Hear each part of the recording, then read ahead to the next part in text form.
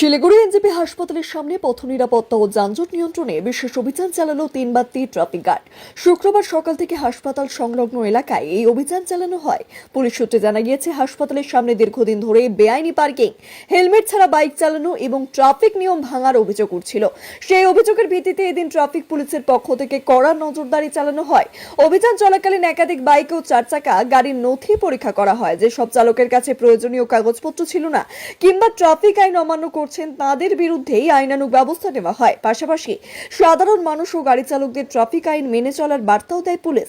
শহরে দুর্ঘটনা কমানো এবং সাধারণ মানুষের নিরাপত্তা নিশ্চিত করতে এই ধরনের অভিযান নিয়মিতভাবে চালানো হবে বলেই জানা যায়।